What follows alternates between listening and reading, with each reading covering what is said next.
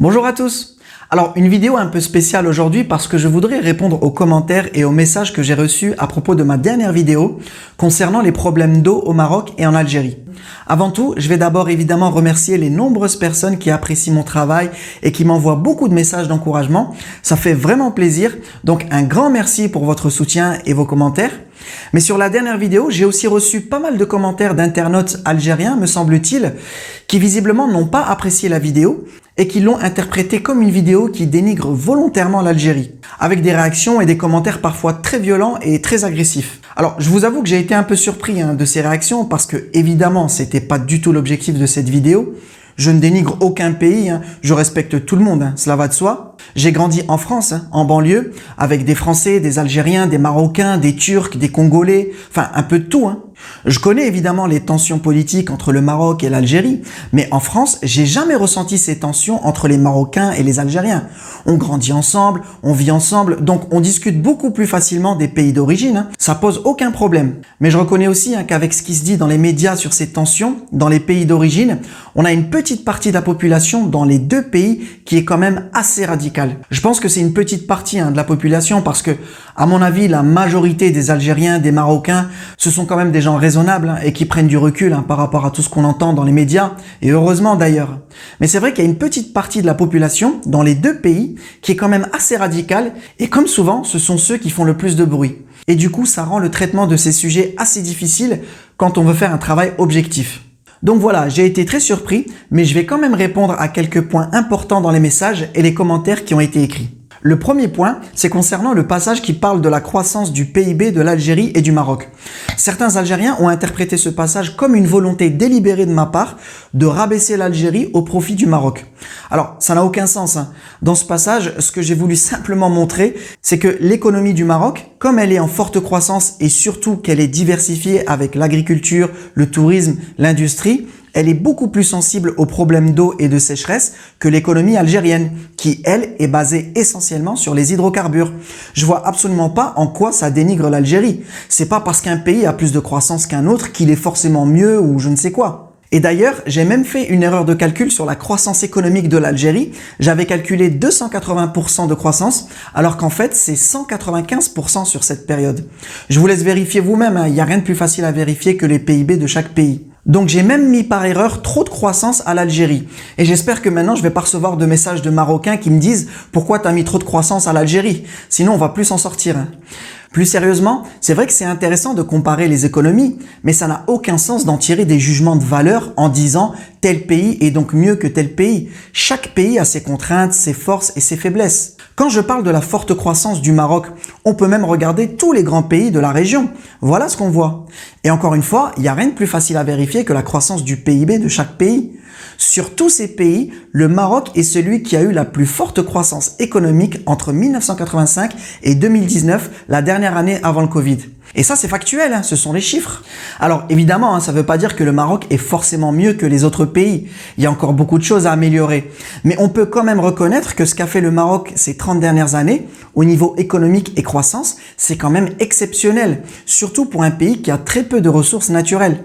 Et c'est pas parce qu'on dit ça qu'on dénigre forcément tous les autres pays, évidemment.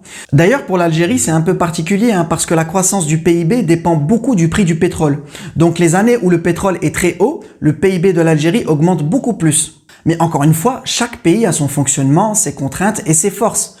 Ensuite, le deuxième point, beaucoup d'internautes m'ont parlé du fait que l'Algérie possède la plus grande réserve d'eau au monde, ce qu'on appelle la nappe albienne. Je n'en ai effectivement pas parlé dans ma vidéo, et donc certains Algériens en ont conclu que c'était fait exprès pour cacher les points forts de l'Algérie ou pour dénigrer le pays. Bon, évidemment, encore une fois, pas du tout. Si je n'en ai pas parlé, c'est parce qu'il y a une raison fondamentale, et on va y venir. Mais ce sujet est intéressant parce que c'est un exemple parfait pour montrer la différence entre d'un côté ce qu'on lit dans les médias sur un sujet comme ça et de l'autre la réalité du terrain. Là, en l'occurrence, il s'agit des médias algériens, mais en fait c'est un problème qui concerne les médias de quasiment tous les pays. Beaucoup le savent déjà, mais les journaux et les médias traditionnels ne sont pas là pour vous informer en détail sur des sujets complexes. Ils n'ont pas le temps. Ils sont là pour vous donner une info en gros, en bref, et passer rapidement à l'info suivante. Et ça, c'est dû tout simplement à leur modèle économique et c'est comme ça qu'ils gagnent de l'argent. Alors, qu'est-ce que c'est que cette nappe albienne? Effectivement, il y a dans le sous-sol du Sahara une gigantesque nappe d'eau souterraine qui est à cheval sur l'Algérie, la Tunisie et la Libye. C'est ce que les spécialistes appellent le système aquifère du Sahara septentrional. Les réserves d'eau dans cette nappe sont énormes, hein. Elles sont estimées entre 50 000 et 60 000 milliards de mètres cubes, dont 70% environ se trouvent en Algérie. En sachant que l'Algérie consomme en temps normal environ 10 milliards de mètres cubes par an, donc en théorie, cette nappe contient assez d'eau pour alimenter l'Algérie pendant plusieurs milliers d'années. Facile. En théorie. Ça, c'est ce qu'on lit beaucoup dans les médias algériens. Donc si on s'arrête là sur les articles de journaux, c'est tout. On va penser que le problème est réglé et on passe au sujet suivant. Mais évidemment, vous sentez bien qu'il y a quelque chose qui va pas. Ça fait une centaine d'années qu'en Algérie, on connaît l'existence de cette nappe. Donc si c'était aussi évident de l'exploiter, ça fait bien longtemps qu'il n'y aurait plus de problème d'eau en Algérie. Et force est de constater qu'aujourd'hui, c'est pas du tout le cas. Alors pourquoi ? Pour le comprendre, il faut regarder en détail les contraintes techniques et économiques de l'exploitation de cette nappe. Et quand on veut des sources sérieuses sur ces sujets, on va pas les trouver dans les articles de journaux de quelques lignes ou à la télé, évidemment, mais plutôt dans les études techniques complètes des laboratoires, des ingénieurs et universitaires sur le sujet. Je vous ai mis en bas le lien de 5 études complètes sur ce sujet.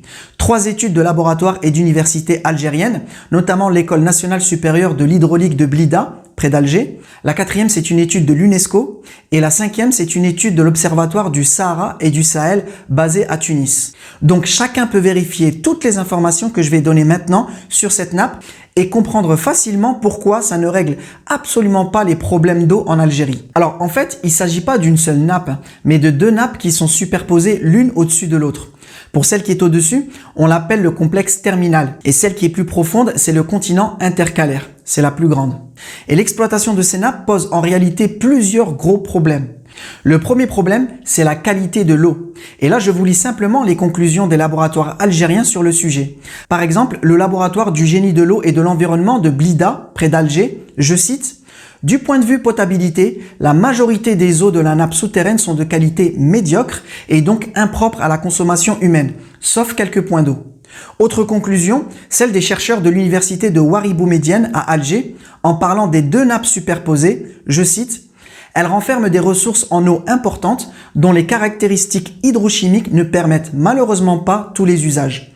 Leur utilisation n'est pas sans conséquence sur la santé en cas d'usage domestique ou sur les risques d'alcalinisation des sols en cas d'irrigation.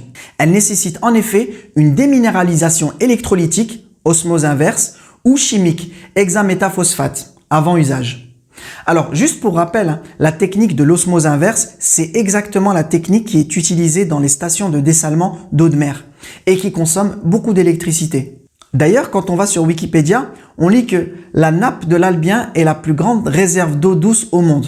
Alors, voilà un exemple typique où Wikipédia n'est pas tout à fait exact, parce qu'en réalité, cette nappe contient en très grande majorité de l'eau salée et pas de l'eau douce. On parle d'eau douce quand on a une concentration de sel qui est inférieure à 1 g par litre. Au-delà, on a ce qu'on appelle des eaux saumâtres, jusqu'à 30 g par litre, et ensuite, on a de l'eau de mer.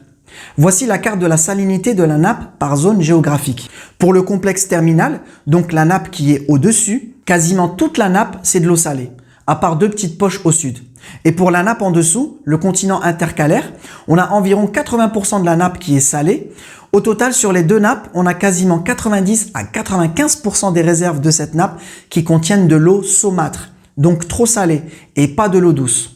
Et même quand on veut exploiter les endroits où l'eau n'est pas salée, cette eau, elle est contenue dans le continent intercalaire, la nappe qui est plus profonde. Et il y a 2 gros problèmes en plus dans cette nappe. C'est ce que nous disent les conclusions du laboratoire algérien de recherche sur la phéniciculture de l'université Kasdi Merbé. Déjà, l'eau est très chaude, entre 50 degrés et 60 degrés, ce qui dégrade beaucoup plus rapidement le matériel de pompage et de transport de l'eau. Et en plus, c'est une eau où il y a beaucoup trop de tartre, ce qui a pour conséquence de boucher rapidement les tuyaux et le matériel. Donc en résumé, il y a effectivement beaucoup d'eau dans le sous-sol du Sahara algérien, mais c'est pas du tout de l'eau qu'on peut exploiter facilement comme ça. Alors, c'est pas impossible de l'exploiter. Techniquement, on sait faire ça en Algérie. Mais le problème, c'est que c'est pas facile et ça coûte très cher. Beaucoup trop cher par rapport à une nappe phréatique classique. Donc ça, c'est le premier problème, la qualité de l'eau. Et le deuxième problème, qui est encore plus important et qui explique pourquoi le gouvernement algérien préfère d'autres solutions, c'est celui de la distance et du transport. 90% de la population algérienne habite dans cette zone côtière, très loin de la nappe albienne. Rien que pour Alger, par exemple, il faudrait construire une infrastructure pour transporter l'eau sur environ 500 km. Ce serait un gigantesque investissement juste pour le transport. Et à ça, il faut ajouter le coût des installations, du pompage et surtout du traitement de l'eau sur place. Donc évidemment qu'avant de se lancer dans un chantier pareil, le gouvernement va d'abord regarder s'il n'y a pas d'autres solutions pour avoir de l'eau moins chère pour les habitants. Et heureusement, il y en a. Beaucoup de gens ont tendance à croire qu'il suffit d'avoir une nappe d'eau sur le territoire pour pouvoir l'exploiter. Mais quand on pense comme ça, on fait une erreur fondamentale. On raisonne comme si c'était une nappe de pétrole. D'ailleurs, c'est aussi à cause des médias algériens qui utilisent souvent l'expression de l'or bleu pour qualifier cette eau, en référence à l'or noir du pétrole. Si un baril de pétrole vous a coûté 15 $ ou 20 $ pour le pompage, les installations, le transport, etc., à la rigueur, c'est pas grave. Le baril, il se vend 50 $ ou 100 $ en fonction de la période. C'est parfaitement viable économiquement. Mais pour l'eau, ça n'a rien à voir. C'est destiné à la population locale qui ne va évidemment pas payer trop cher pour avoir de l'eau au robinet. Les ménages algériens payent l'équivalent de 1 $ pour la quantité d'un baril d'eau. C'est pas du tout la même contrainte économique. Même avec les subventions, aucun pays au monde ne peut se permettre d'avoir de l'eau potable trop chère. Aucun peuple n'accepterait ça. En réalité, l'exploitation de la nappe albienne peut éventuellement être une solution réaliste pour les régions à proximité, comme les hauts plateaux ou bien éventuellement pour exploiter le désert, puisque là, il n'y a pas d'autre choix et on enlève le problème de la distance. La nappe est d'ailleurs déjà un peu exploitée dans ces zones, mais pour 90% de la population algérienne, la nappe albienne n'est pas du tout une solution au problème de l'eau, loin de là. Tout simplement parce qu'il y a une autre solution beaucoup plus simple, moins chère, qui nécessite moins d'infrastructures et que l'Algérie maîtrise déjà. C'est le dessalement de l'eau de mer, de l'eau qui est déjà sur place, à proximité de la population. Et c'est pour ça que le gouvernement algérien accélère la construction des stations de dessalement, puisqu'actuellement, rien qu'autour d'Alger, il y a 3 stations qui sont en cours de construction. Donc si je n'ai pas parlé de la nappe albienne dans ma vidéo précédente, c'est pas du tout pour dénigrer l'Algérie ou soi-disant cacher un point fort. Ça n'a pas de sens. C'est tout simplement parce que pour 90% de la population algérienne, cette nappe ne servira à rien pour l'instant. Ce n'est pas du tout une solution au problème. Et c'est pas la solution qu'a choisi le gouvernement algérien. Alors, je comprends bien que certains aiment dire dans les commentaires « Nous, en Algérie, on a la plus grande nappe d'eau au monde, etc. » Je comprends parfaitement l'aspect de fierté et de patriotisme qui est derrière. On retrouve ça dans tous les pays. Et évidemment, c'est très bien d'aimer son pays. Mais ça n'empêche pas quand même de garder un minimum de réalisme. Et le réalisme, c'est que pour résoudre les problèmes de sécheresse qui risquent de s'aggraver dans beaucoup de pays, le grand point fort de l'Algérie, c'est pas la nappe albienne, mais c'est son savoir-faire dans les stations de dessalement et surtout l'énergie pas chère dont elle dispose avec le gaz et le pétrole pour faire fonctionner ces stations. Et quand je dis que l'Algérie a cet avantage-là, c'est évidemment pas pour dénigrer ni le Maroc ni je ne sais quel autre pays. C'est simplement factuel. Chaque pays doit faire avec ses avantages et ses inconvénients.